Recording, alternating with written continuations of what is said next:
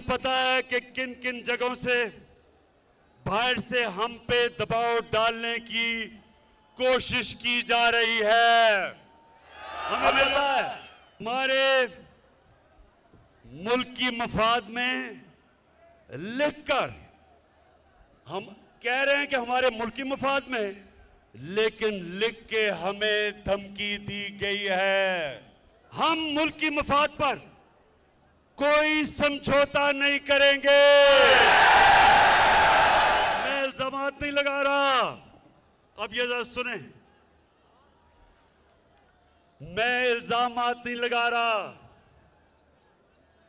मेरे पास जो ये खत है ये सबूत है। ये मेरे पास जो खत है ये सबूत है। और मैं आज ये सबके सामने कहना चाहता हूं कि कोई भी शक कर रहा है ना इस मेरे खत के ऊपर, कोई भी शक कर रहा है, मैं उनको दावत दूंगा, ऑफ द रिकॉर्ड बात करेंगे। लेकिन मैं आपको खुद देख सकेंगे कि ये मैं किस किस्म की बात कर रहा हूं। अपनी कौम और मीडिया को ये सोचने, हम सबको हमने ये सोचना है कि हम कब तक ऐसे रहना चाहते हैं।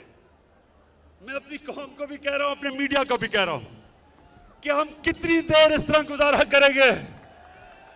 धमकियां मिल रही हैं, बैरूनी साजिश की ऐसी बहुत सी बातें हैं जो मुनासिब वक्त पर और बहुत जल्द सामने लाई जाएंगी।